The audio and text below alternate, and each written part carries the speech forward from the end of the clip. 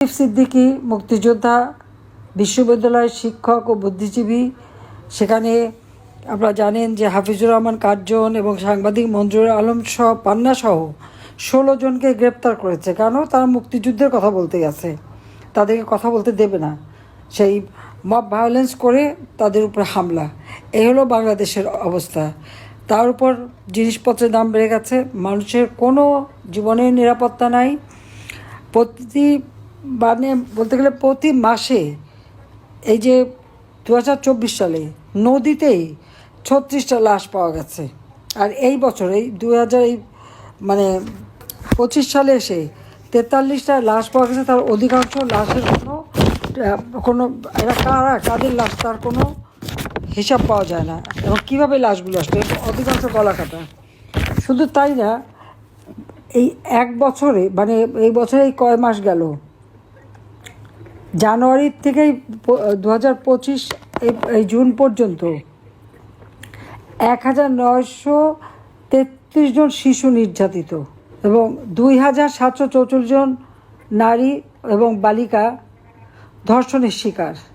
মামলা তো আমাদের আওয়ামী লীগের প্রতিদিন গ্রেপ্তার, এমন কোনো দিন নেই আমাদের নেতাকর্মীদের গ্রেপ্তার না করছে, মিথ্যা মামলা গ্রেপ্তার। এবং আপনারাই বিচার করে দেখেন যে লতিফ সিদ্দিকের মতো একজন মুক্তিযোদ্ধা, সাবেক মন্ত্রী, সংসদ সদস্য, তার আমাদের ইউনিভার্সিটির প্রফেসর, সাংবাদিক, তারা কি সন্ত্রাস করতে গিয়েছিল?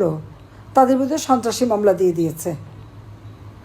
সন্ত্রাসী মামলা আর খুনের মামলা ছড়াছড়ি। তাহলে আমাদের 4-5 লাখ মানুষের আওয়ামী লীগ নেতাকর্মীর বিরুদ্ধে মামলা, আর আমার একার বিরুদ্ধে 450 মতো। এবং সেখানে আবার ওই সাক্ষী নিয়ে আসে, শিখায় ধরা বান্ধে জোর করে বাপার যেভাবে সাক্ষী দেওয়ানো, কোনো মতে শাস্তিটা দিতে পারে কিনা সেই তাহলেই ব্যস্ত। আমাদের ছেলে মেয়েগুলি কি অপরাধটা করেছে?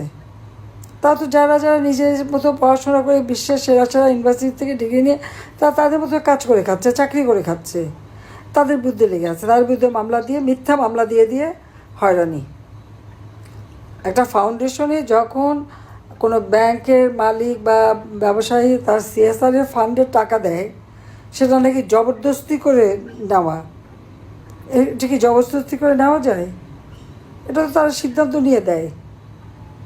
এইরকম সমস্ত মামলা, গণতন্ত্র নেই, আজকে সংবিধান লঙ্ঘন করেছে সে, অবৈধভাবে ক্ষমতা দখলকারী, তার সব যতগুলি নির্দেশ সবই অবৈধ। আজকে সব জায়গায় দলীয়করণ, জামাত শিবিরের লোক সব জায়গায় বসে দিচ্ছে, আর এদিকে বিএনপি তো আছে খালি মানুষ লুটপাট করা আর হলো চুরি চামারি করা, এটাই তার চেষ্টা, এবং দখল করা, এর সম্পত্তি দখল, ওর সম্পত্তি দখল, বাড়িঘর দখল, এটাই তাদের অবস্থা। প্রত্যেকটা শিক্ষা প্রতিষ্ঠান, আমাদের 4-5 লক্ষ ছেলে মেয়ে আজকে পড়াশোনা করতে পারে না।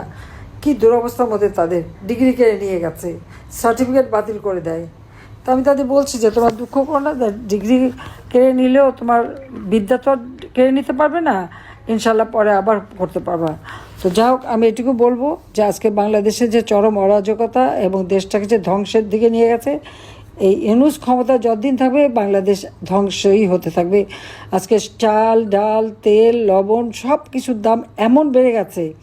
OMS-এ বোধহয় খাবার দিতে গেছে ভদ্রলোকরা, ভালো তারাও যে এখন ওখানে লাইন দিচ্ছে, কারো আর এখন সংসার চলে না। ছোটোখাটো ব্যবসা বাণিজ্য যে যা করে খেত সব বন্ধ, ইন্ডাস্ট্রি একটার পর একটা বন্ধ, লক্ষ লক্ষ শ্রমিক বেকার। শুধু শ্রমিক কেন, শ্রমিক সাথে সাথে ম্যানেজমেন্টে যারা ছিল তারাও তো বেকার। 13টা টেলিভিশন যে জ্বালিয়ে দিল, আর কোনো নিউজ তো দিতে পারবে না, দিলেই হুমকি। পত্রপত্রিকা যা দেখে লিখতে পারবে না। আর মাঝে মাঝে জিজ্ঞাসা করে আমাদের ডেইলি স্টাররা প্রথম আলো তো ইউনূসের খুব ঘনিষ্ঠ, তো তারা কি যা দেখে লিখতে পারে?